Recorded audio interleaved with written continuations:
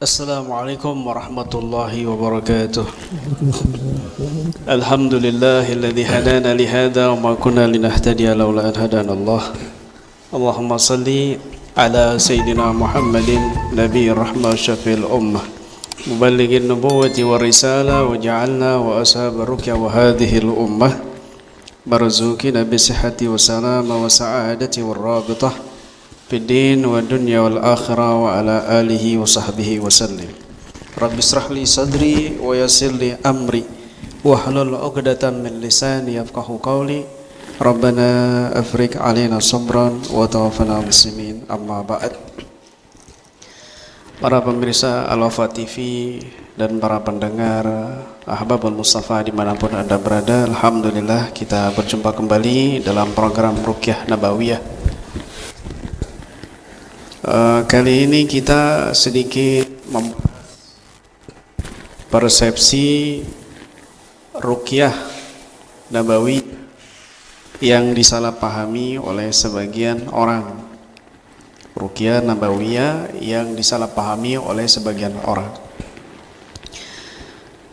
Masih di gaung-gaung sebagian muslimin, saudara-saudara kita, bahwa ruqyah ini bukan praktek pengobatan aswaja atau ahlu sunnah wal jamaah. Ruqyah ini praktek pengobatannya selain aswaja, ya, dari kalangan salafi, Hizbut Tahrir, Ikhwanul Muslimin dan lain sebagainya. Juga ada yang mengatakan tidak perlu ruqyah massal, tidak perlu mengadakan ruqyah massal di masjid, cukup melakukan sholat 5 waktu, sholat tahajud, sholat duha, perbanyak sholawat, tidak perlu ruqyah-ruqyahan atau tidak perlu mendatangi ruqyah di dalam masjid, begitu. Ada juga yang berpersepsi bahwa ruqyah ini justru membuka lubang dalam tubuh ini sehingga memancing atau mendatangkan jin di luar ke dalam tubuh sehingga penyakitnya bertambah parah, gitu. Bagaimana sih sebenarnya persepsi ruqyah itu dalam kacamata syariat Islam, dalam pandangan fikih Ahlus Sunnah wal Jamaah? Telah dibahas oleh para ulama kita Ahlus Sunnah wal Jamaah, diantaranya Al-Imam An-Nawawi, Al-Hafidh Ibnu Hajar Al-Asqalani, Ibnu Hajar Al-Haytami, dan para ulama-ulama lainnya, juga Imam Ghazali, ya, dan para ulama kontemporer seperti Sayyid Muhammad bin Alwi Al-Maliki dalam kitabnya Abwabul Faraj.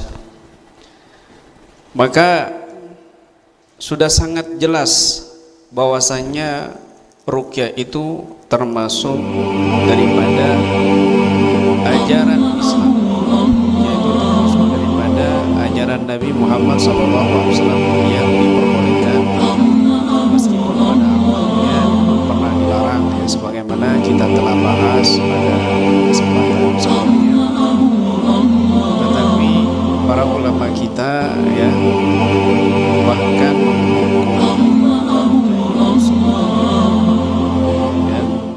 ruqyah itu penting sekali, apalagi di masa saat ini menjadi satu kebutuhan masyarakat, menjadi satu kebutuhan di masyarakat yang sangat andil di dalam perawatan dan kesehatan kaum muslimin. Apa sih pentingnya pengobatan secara ruqyah atau pengobatan, kita bisa bilang pengobatan spiritual, pengobatan agama, dan bagaimana yang sesungguhnya, metode, mekanisme, prosedur di dalam ruqyah yang dibolehkan dalam syariat Islam, ruqyah nabawiyah. Ada satu kisah dalam kitab Muwatta dinilai sahih di sini oleh Imam Malik, bahwasanya pernah Sayyidatuna Aisyah radhiyallahu anha terkena sihir. Beliau sampai sakit lama sekali, ya. Beliau sakit sampai tidak bisa bangun. Kemudian ada seorang laki-laki, rajulun sindiyun, seorang laki-laki dari Pakistan, Sindi, datang dan mengatakan, mungkin itu seorang tabib, ya, yang sedang mendiagnosa Sayyidatuna Aisyah, dan mengatakan, annaki matbubah, sesungguhnya engkau ini matbubah, ay mashurah, engkau sesungguhnya ini disihir, wahai Aisyah. Wailun liman tabbani, celaka siapa yang berani menyihirku. Maka orang ini mengatakan, jariyatun, seorang budak perempuan yang engkau mau merdekakan nanti setelah engkau wafat, budak mudabbar, ya. Dan sekarang ini pangkuannya sedang dikencingi oleh seorang bayi. Kemudian didatangi oleh Sayyidatuna Aisyah si budak itu, dan ternyata betul lagi sedang membersihkan kencing bayi. Kemudian langsung Sayyidatuna Aisyah bertanya, hal anti sahartini, apakah kamu menyihirku? Si budak perempuan itu menjawab, na'am, iya. Limada, kenapa engkau menyihirku? Uhibbul itqa, aku pingin engkau merdekakan. Artinya pingin dimerdekakan secepatnya, nggak nunggu wafat. Budak mudabbar gitu. Marahkan Sayyidatuna Aisyah, akhirnya dijual itu budak dan dimerdekakan gitu. Kemudian nggak berapa lama istakat, anak Aisyah istakat, masya Allah antastaki. Dalam hadis itu dikatakan Sayyidina Aisyah ini sakit luar biasa dengan masa yang begitu lama karena sihir si budak perempuan tersebut. Ya. Kemudian Sayyidatuna Aisyah bermimpi bahwa disuruh mandi dengan 3 sumur yang berbeda dicampur, lalu airnya itu dibuat mandi. Nah, kemudian beliau bangun dan bertanya kepada sahabat yang lain, maka sahabat yang lain mencari 3 sumur itu dan didapatkan betul ada. Lalu dari 3 sumur itu dijadikan satu dan diberikan kepada Sayyidatuna Aisyah, maka Sayyidatuna Aisyah menjadikan air itu untuk mandi dan tidak lama sembuh. Seketika itu fasufiyat, maka Sayyidatuna Aisyah disembuhkan oleh Allah Subhanahu wa taala.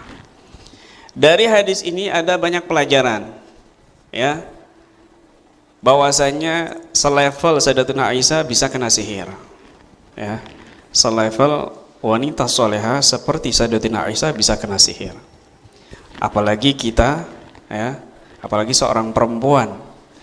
Kemudian yang kedua, di sini ada cerita seorang yang bisa mengetahui bahwa Sayyidatuna Aisyah ini kena sihir. Di dalam hadis itu tidak ada nas secara sharih bahwa lelaki ini mendiagnosa terlebih dahulu, apa langsung melihat Sayyidatuna Aisyah langsung bisa mengetahui bahwa dia kena sihir gitu. Maka spekulasi para ulama ini banyak tafsiran. Orang ini menggunakan hodam jin sehingga bisa mengetahui bahwa Sayyidatuna Aisyah ini kena sihir gitu. Bahkan orang tersebut bisa mengetahui siapa yang menyihirnya, ya, yaitu budaknya Sayyidatuna Aisyah yang kepingin dimerdekakan, tapi nunggu Sayyidatuna Aisyah wafat, ya. A'tagat an-dubur, yaitu dimerdekakan setelah Sayyidatuna Aisyah wafat, otomatis merdeka. Nah, itu. Maka dia pingin cepat, akhirnya nyihir Sayyidatuna Aisyah, dan bisa mengetahui bahwa si budak itu sedang diompoli oleh seorang bayi. Ciri-cirinya fawasafa na'tiha kada. Dalam hadis Muwatta tersebut, si orang ini menyifati si budak ini sifatnya begini, dan dia sekarang sedang diompoli oleh seorang bayi. Dan ternyata betul, setelah didatangi oleh Sayyidatuna Aisyah, betul di dalam riwayat yang lain di rumahnya tetangga, ternyata betul budak itu sedang diompoli oleh bayi. Dipanggil, kemudian sebentar aku mau bersihkan kencingnya bayi ini. Setelah dibersihkan, Sayyidatuna Aisyah bertanya, As-saharat ini betul kamu menyihirku? Naam, ya. Itu. Ini tidak dijelaskan secara sharih dalam hadis itu apakah didiagnosa terlebih dahulu, apakah langsung tanpa diagnosa bisa mengetahui orang itu, ya, bahwa itu kena sihir, apakah pakai jin, hodam jin dan lain sebagainya, wallahu a'lam bishawab. Artinya di sini hikmah berikutnya, ya, poin berikutnya, bahwa Sayyidatuna Aisyah mempercayai omongan orang itu. Mempercayai omongan orang itu, tapi tidak langsung bertindak. Beliau langsung klarifikasi kepada yang bersangkutan. Beliau langsung tabayun kepada si budak tersebut. Didatangi langsung, betul kamu yang menyihirku? Enggak langsung bertindak begitu, tapi tabayun terlebih dahulu. Ya, makanya jika ada statement, enggak usah percaya kepada orang yang mengatakan ini orang kena sihir. Lah, kamu mau berbicara apa dengan Sayyidatuna Aisyah? Kamu mau ngomong apa? Kok sudah bisa percaya sama orang tersebut katanya kena sihir? Kenapa dipercaya? Kamu mau bilang Siti Aisyah ini bodoh? Siti Aisyah ini nggak percaya Allah, tidak percaya Rasulullah sebagai suaminya, sebagai Nabi, langsung mempercayai orang tersebut begitu. Dan juga ada hikmah di sini bahwasanya tidak semua penyakit bisa disembuhkan dengan ruqyah.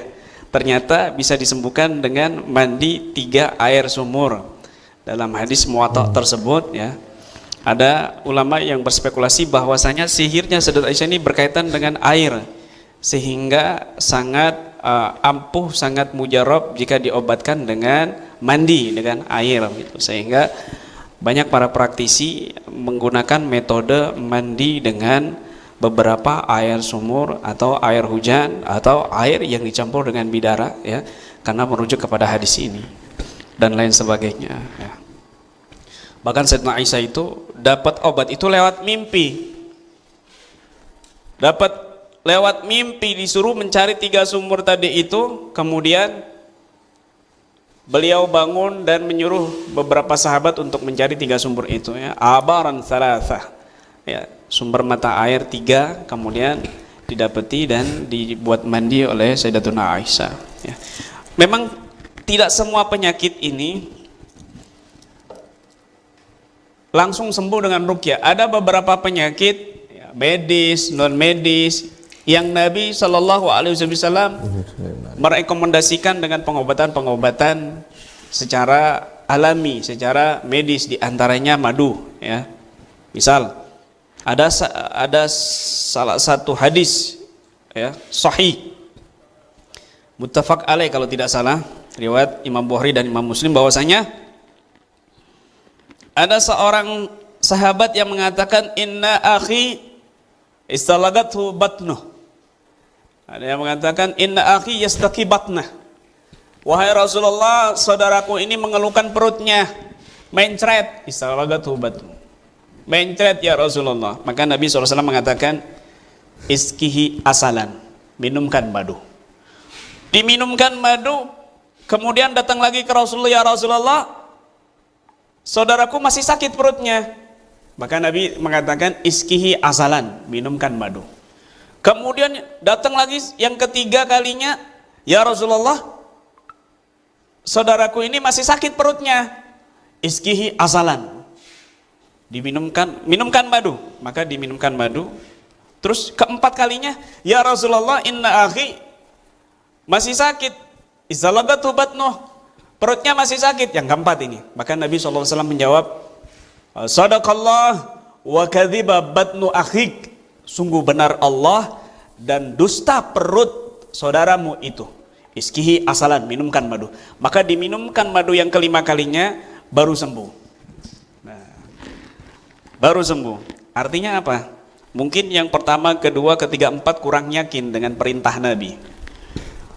Sampai Nabi mengatakan, sadaqallah, Allah itu maha benar. Enggak mungkin bohong bahwa madu itu syifaan linnas. Ya, bermacam-macam warna, mukhtalifun alwanu, tapi itu fungsinya syifa'un linnas, kesembuhan untuk manusia. Bermacam-macam pendapat, karakter dalam ahlus sunnah wal jamaah, bermacam-macam metode dalam ahlus sunnah wal jamaah, tetapi syifa'un linnas semuanya itu obat untuk manusia. Maka ini menjadi salah satu alternatif juga, bahwasanya kalau sakit perut maka minumkan madu, ya kan? Nabi nggak mengatakan ruqyah, tidak. Juga ada hadis Nabi mengatakan innal humma min fahi jahannam fa abriduhu bil ma. Sesungguhnya demam itu termasuk dari uapnya api jahanam, api neraka. Fa abriduha bil ma, maka sembuhkanlah dengan air, kompres begitu. Ya. Ada lagi orang-orang dusun Badawi datang, ala natadawa ya Rasulullah, bolehkah kami berobat dengan secara obat-obatan alami medis wahai Nabi? Maka Nabi mengatakan, tadawu fa innallaha ma khalaqa da'an illa ja'ala lahu dawa. Silakan kalian berobat ke dokter, maksudnya. Silakan. Kenapa? Karena Allah tidaklah menciptakan penyakit kecuali Allah juga menjadikan obat dan penawar dari penyakit tersebut. Begitu. Dan juga suatu hari Rasulullah SAW pernah masuk ke rumah Sayyidatuna Aisyah, istri beliau. Kemudian melihat Sayyidatuna Aisyah sedang sakit, diobati seorang perempuan. Dakhala ala Aisyah radhiyallahu anha wa fiha imra'atun tu'alijuha wa targiha. Faqala Nabi sallallahu alaihi wasallam alijiha bi kitabillah. Nabi pernah datang ke rumah Sayyidatuna Aisyah dan melihat bahwa Sayyidatuna Aisyah sedang diobati. Maka Nabi mengatakan alijiha bi kitabillah, obati dia dengan kitab Allah, dengan Al-Qur'an gitu. Ya, disuruh Sayyidatuna Aisyah ini obatnya pakai Al-Qur'an. Mungkin dia ngobatin mijat atau bagaimana, maka Nabi SAW memerintahkan obati Aisyah dengan Al-Qur'an, begitu. Jadi banyak momen-momen, situasi-situasi di mana Nabi SAW mengajarkan kepada kita kondisinya, orang yang sakitnya begini, obatnya begini, orang yang sakitnya ini, obatnya begini, orang yang kena ain. Bahkan Sayyidina Aisyah pernah mengatakan, inna Nabi SAW ya'muruni an astarqiya minal ain. Sesungguhnya Nabi SAW memerintahkan aku untuk diruqyah diriku dari penyakit ain, begitu. Maka ini menjadi dasar bahwasanya penting sekali ruqyah dan memiliki andil di dalam pengobatan secara Islam, secara spiritual, ya, dan ini penting sekali. Adapun statement yang mengatakan orang-orang yang ruqyah ini pikirannya rupiah, pikirannya mereka ini fulus dan lain sebagainya, ini statement yang keliru dan salah. Kenapa? Secara hukum fikih saja diperbolehkan kita mengambil upah, diperbolehkan kita mengambil upah dari ruqyah. Inna akhad ma akhadtum bihi kitabullah, inna akhad ma akhadtum bihi ajran kitabullah. Sesungguhnya upah yang paling berhak kamu ambil itu adalah kitabullah, Ya, ini berkaitan dengan hadis Abu Sa'id Al-Khudri ketika datang ke satu daerah tidak ada yang mau menjamu. Kemudian satu suku di situ, ketua suku di situ kena sengatan kalajengking. Maka utusan kepala suku itu datang kepada para sahabat, di antaranya Abu Sa'id Al-Khudri di situ. Siapa di antara kalian yang bisa menjampi-jampi ketua sukuku sedang kena sengatan kalajengking? Aku tidak akan menjampi ketuamu kecuali kamu menjamu kami. Akhirnya disepakati dan dibacakan oleh Abu Sa'id Al-Khudri Al-Fatihah 7 kali dan sembuh seketika. Maka Abu Sa'id Al-Khudri dikasih upah kambing. Ini dengan jelas Abu Sa'id Al-Khudri sahabat Nabi ini meminta upah dari rukyahnya itu. Kemudian para sahabat ini, ayo bagi-bagikan. Kata Abu Sa'id Al-Khudri, tunggu dulu, kita datang ke Nabi dulu ya, kita tanya-tanya dulu ini gimana hukumnya. Maka datang ke Nabi, diceritakan sama Nabi, Nabi menjawab, dari mana kamu tahu bahwa surat Fatihah ini termasuk wasilah untuk bacaan ruqyah gitu. Ayo bagi-bagi kambingnya kepadaku, kata Nabi SAW. Dalam ayat yang lain, inna ahaq ma akhadtum bihi ajran kitabullah. Sesungguhnya upah yang paling berhak kamu ambil adalah dengan kitab Allah. Dari hukum fikih saja diperbolehkan mengambil upah. Tetapi ketahuilah, di KBRA Keluarga Besar Ruqyah Aswaja tidak mematok upah, bahkan lebih banyak memberikan biaya kepada orang-orang yang datang kepada kami. Bahkan lebih banyak berkorban mengeluarkan biaya untuk orang-orang yang datang kepada kami. Ada pasien jauh, jaraknya 60 kilo, kita datangi karena dia butuh bantuan kami, kita nyewa mobil. Sewa mobil, kemudian sewa mobil 300.000 waktu itu. Kemudian belum bensinnya, belum bayar supirnya, waktu itu belum punya mobil. Kemudian nyampe di sana orangnya nggak mampu. Tapi kami bilang bahwa nggak usah bayar. Tapi dia tetap mau bayar dan diberikan kepada kami ketika kami buka cuma 10.000. Tidak sebanding dengan upaya kami menyewa mobil, bayar supir dan lain sebagainya, begitu. Lebih banyak kami berkorban untuk para pasien. Bahkan banyak kita berikan pengobatan gratis, upah gratis, dan juga kita kasih uang untuk lebih lanjut pengobatan medisnya dan lain sebagainya, gitu. Maka ruqyah ini umum sebenarnya, tetapi yang tidak boleh ya ruqyah yang mengandung kesirikan. Ruqyah bukan dengan bacaan-bacaan yang dipahami maknanya. Ruqyah bukan dengan Al-Quran, dzikir dan lain sebagainya ya. Maka ini ruqyah yang terlarang. Ruqyah dengan bacaan yang nggak tahu maknanya, di situ kemungkinan ada kekufuran. Maka ini yang dilarang oleh para ulama kita, begitu. Apalagi ruqyahnya ini mengandung provokasi. Kamu ini ada jin karena sering mengamalkan salawat nariyah, kamu banyak dimasuki jin karena sering maulidan, sering istighosah dan sebagainya. Ini ruqyah yang provokator. Kita mengkonter ruqyah yang seperti itu ya. Mudah-mudahan hal ini bisa dipahami ya.